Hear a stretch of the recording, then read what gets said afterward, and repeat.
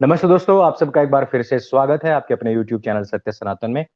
और आज जो हमारा विषय है उस विषय पर चलते हैं कि भाईजानों की फ़िल्म बनाने वाले, पाकिस्तान का महिमा मंडन करने वाले और कराची वुड में जितने भी कुख्यात गुंडे, तड़ीपार, तिहाड़ी, जितने भी कलाकारों के नाम पर कलंक लोग हैं, उनको फ़िल्म में लेने वाले कबीर खान ने एक बयान दिया है। और उस बयान के ही ऊपर हमने आज की बात करनी है। और इस बंदे को लगता है कि भारतवर्ष में मुगलों का जो इतिहास है वो गलत दिखाया गया है। मुगलों को इस तरीके से दिखाया गया है जैसे कि वो गुंडे हों, बदमाश हों, लेकिन वो तो जी यहाँ के असली निर्माता थे। जबकि मैं अगर आपको बताऊं तो ये देखिए तालिबान का फोटो है और इधर ये मुगल तथाकथित एम्परर्स हैं।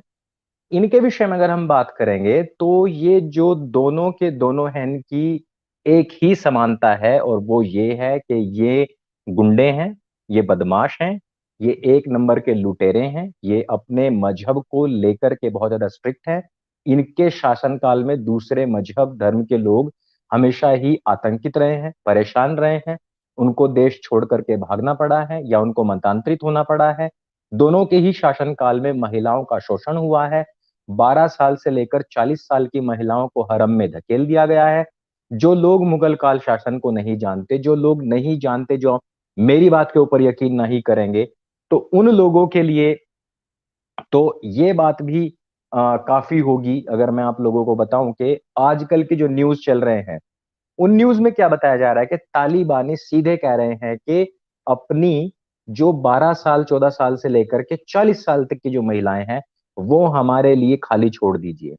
जो लोग ये कहते हैं कि पठान ऐसा होता है, पठान वैसा होता है, उन पठानों के लिए मैंने एक चीज तैयार की थी कि उनके जो अब्बू जान हैं और उनके जो पूर्वज हैं उनको एक बार वो देख लें गौर से। और मैं चाहता हूं कि ये वीडियो कबीर खान जरूर देखे। और ये थे वो भारत के निर्माता। इनकी शक्लें देखिए, इनके बाल देखिए, इनके इस हड्डी के ढांचे को देखिए। और ये थे मुगलों के अंतिम शासक कहिए इनको, शहजादे कहिए इनको, या कुछ भी कहिए, या इनको कुछ और परिभाषा आप दे सकते हैं, कमेंट करके मुझे बता सकते हैं कि इनको देखकर आपको किन की याद आती है। मुझे तो रोहिंग्या घुसपैठियों की याद आती है। देखिए, नमन कीजिए, सिर झुकाइए। ये हैं कबीर खान के नाजायज अब्बू जान और ये हैं मुगल शासक। और मैं आपको बताऊंगा कि मुगलों ने हमारे भारत का कितना निर्माण किया, सभी चीजों के ऊपर हम बात करेंगे। लेकिन इसको देखना बहुत जरूरी है कि ये वो मुगल शासक है जिससे हिला नहीं जाता था, जो एक जगह पड़ा हुआ है, जिसके सारे काम धाम जो जिसके गुलाम हुआ करते थे वो किया करते थे। इसके सामने 5 पैसे का यह हुक्का रखा हुआ है और ये इस पर मरा जा रहा है। आजादी की लड़ाई में तथाकथित इन लोगों का जबरदस्ती नाम घुसेड़ा जाता है। ये देखिए, इज्जत नवाजते हुए अंग्रेजों ने जब इनको अपनी गिरफ्त में लिया था तो इज्जत नवाजते हुए इनका फोटो उस टाइम पर ले लिया गया था।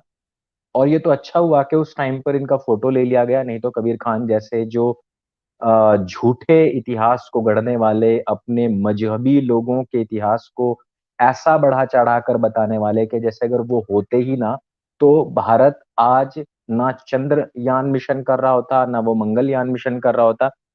ऐसा दिखाने वाले लोगों के मुंह पर जूता ना लग पाता। ऐसे लोगों को ये ना हम बता पाते, ना हम समझा पाते कि भाई तुम्हारी औकात, तुम्हारी असलियत ये है।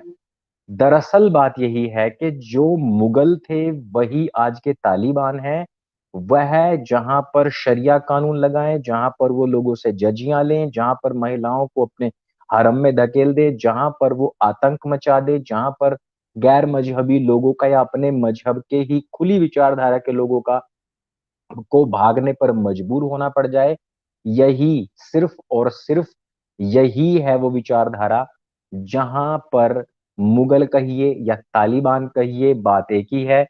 उनका शासन आ चुका है और इसके ऊपर ये वाली जो फोटो है ये सबसे बेस्ट आती है, लगती है। अब मैं थोड़ी सी बात कर लेता हूं। कुछ लोग कहेंगे कि कौन सा वो वीडियो है, उसका एक स्क्रीनशॉट वीडियो है मेरे पास में। वो देख लीजिए। it's being just done to go with the popular narrative. You know, unfortunately, it's not. I can understand when a filmmaker has researched something and a filmmaker wants to make a point. There, of course, there can be different viewpoints. You know, I'm saying you want to demonize the Mughals, please base it on some research and do it and make us understand why, right? Demonise करने की ये बात बोल रहा है, लेकिन अब हम इसकी सच्चाई पे चलते हैं कि क्या भारतीय फिल्मों के अंदर मुगलों को कभी भी इस तरीके से दिखाया गया, यानी कि उनका क्या सच्चा इतिहास दिखाया गया। तो हम सबसे पहली बात कर लेते हैं कि हमारी जो टेक्स्ट बुक्स हैं उसमें क्या लिखा हुआ है। अगर हम अकबर का देखें तो 1556 में वो गद्दी पर बैठ गया था जब वो 14 साल का था, ऐसा बताया जाता है। 1556 से लेकर के फिर उसके जो बेटा था और फिर जो उसका पोता था, इन्होंने शासन किया और 1707 में औरंगजेब की डेथ हो गई थी, जहां तक मैंने गूगल पे सर्च किया है। अगर हम इसको लगा के देखें तो ये 151 साल का टाइम रहा है, 150 साल के दौरान का टाइम रहा है। इसमें तकरीबन ये 4 पीढ़ियों ने शासन किया है। अब आप मुझे ये बताइए कि 151 साल, कुछ लोग कहेंगे नहीं जी उसके बाद भी तो चला है, तो भाई मैं बता दे रहा हूं ना कि उसके बाद में ये चला है, ये फटीचर गर्दी चली है। तुम ये बताओ कि औरंगजेब के मरने के तुरंत ही बाद में तो शिवाजी महाराज, उनके जो पेशवा थे, बाजीराव पेशवा जी हुए, इन सब ने तो पूरा का पूरा जो भारतवर्ष था वो वापस जीत लिया था।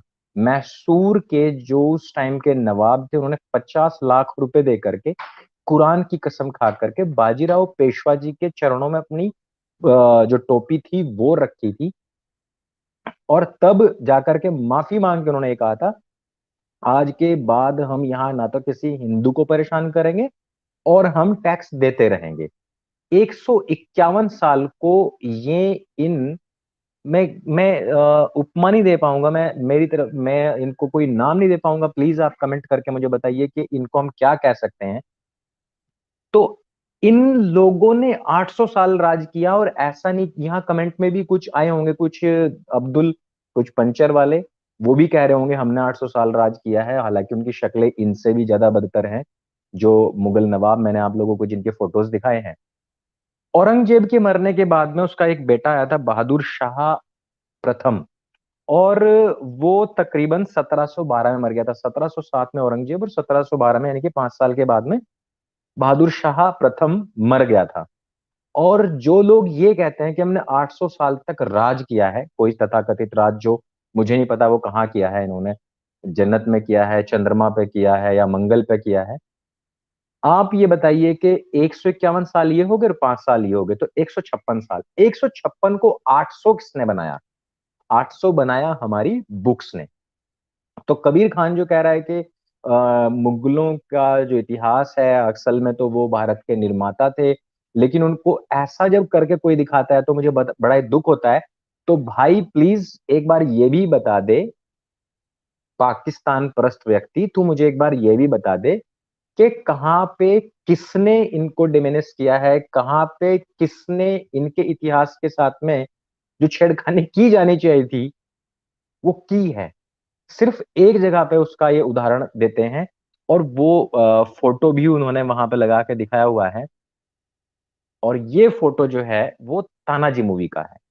तानाजी मूवी में ये दिखाया गया है कि किस तरीके से औरंगजेब भारतवर्ष के ऊपर, खासतौर के महाराष्ट्र के ऊपर अपनी हुकूमत करना चाहता था, और वो नहीं कर पाया क्योंकि तानाजी ने वहां पर महाराज शिवाजी के मार्गदर्शन में चलते, उनके आशीर्वाद से उसके जो सपने थे उनको तबाह कर दिया था।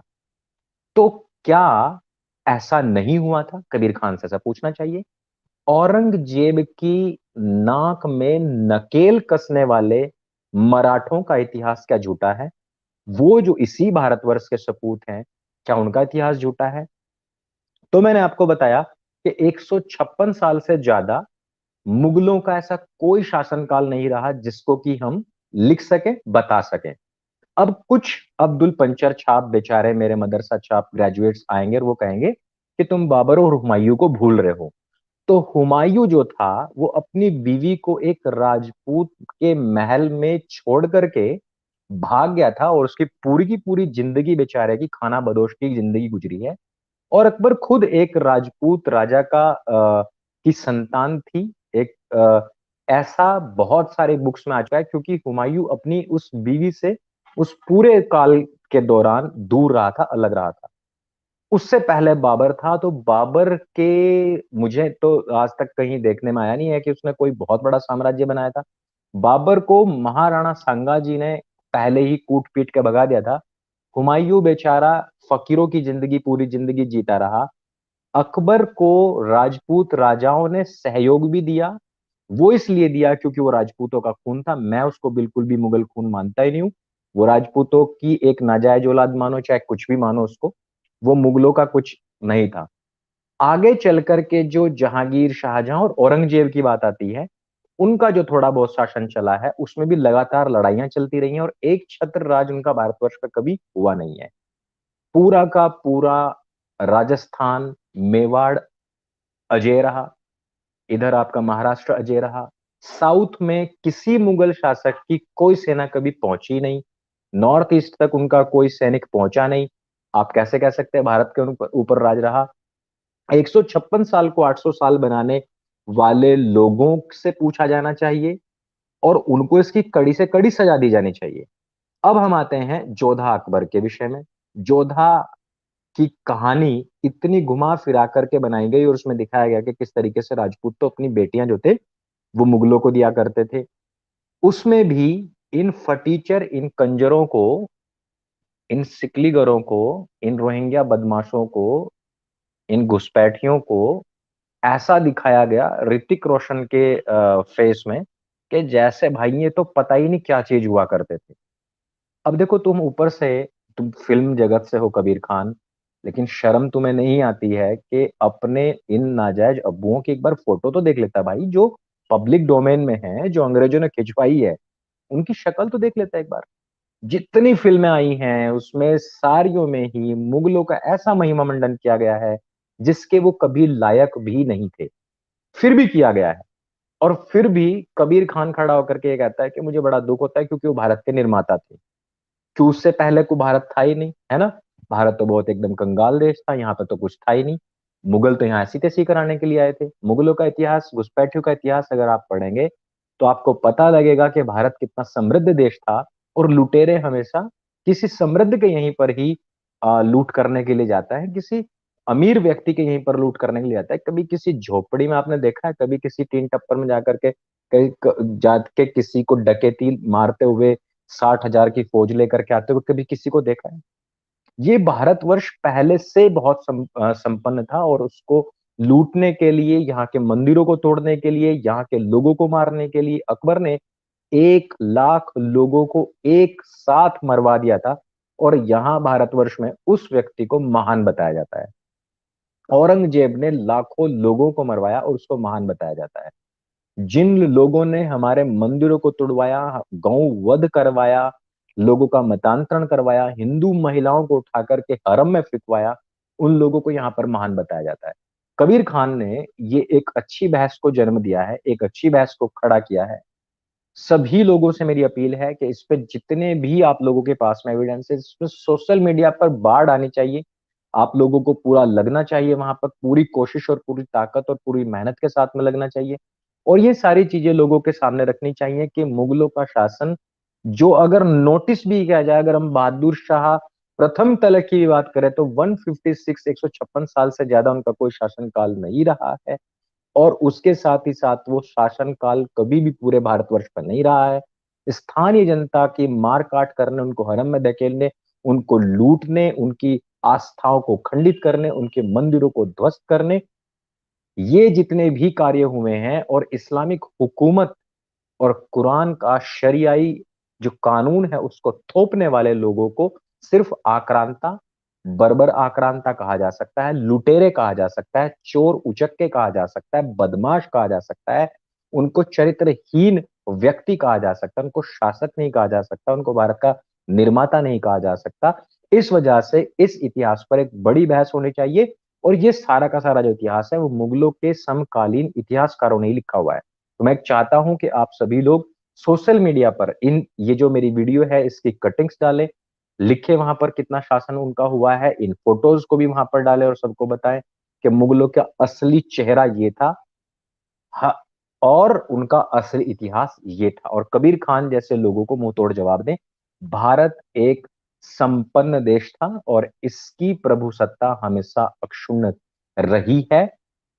मुगलों के इतिहास को डिबंक करना आज की तारीख में बहुत जरूरी है, और सरकारों पर दबाव बनाइए कि वे इसके सही और सच्चे इतिहास पर कार्य करें, ताकि हमारी आने वाली जो पीढ़ियां हैं वो सच्चे इतिहास को जाने, सच्चे इतिहास को सुने, उसको पढ़ें और अपने भारतीय होने पर, अपने हिंदू होने पर, अपने सनातनी होने पर गर्व महसूस कर सके और आक्रांताओं को उनकी औकात बता सके। तो सभी जितने भी मदरसा छाप यहाँ पर आए हुए थे, जितने अब्दुल पंचर छाप बेचारे आए हुए थे, उन सभी को भी राम राम, हर हर महादेव। अपना सच्चा इतिहास जान करके, ये सोच करके, ये सुन करके कि आप लोगों के पूर्वजों ने, उनकी महिलाओं ने तलवारों के सामने जिन्होंने सलवारें खोल दी, आप उनकी पैदाइशें हैं, ना कि मुगलों का खून है। और अब भी समय है कि आप अपने मूल धर्म में वापसी कर सकते हैं। एक अच्छी सलाह मेरी तरफ से आप सभी को, और सभी सनातनियों को गर्व होने का समय है कि उनके बाप दादाओं ने हर एक अत्याचार के सामने भी अपने आप को कभी भी झुकने नहीं दिया। उन्होंने गर्दनें कटवाई, खतना नहीं करवाया। आप सभी के इस गौरवशाली समय में हम सभी लोगों को पूरे जी जान से इस पुराने इतिहास को डिबंक करने की आवश्यकता है। बार बार मैं इस बात को रिपीट करके, जोर दे करके कह रहा हूं। आप सबका बहुत बहुत धन्यवाद कि आपने इस लाइव को देखा है, और आप सबका बहुत बहुत धन्यवाद कि हम आप सपोर्ट करते हैं। उन सभी लोगों का धन्यवाद जो इस लाइव में जुड़े। मेरे संग बोले सत्य सनातन वैदिक धर्म की जय। जय हिंद, वंदे मातरम।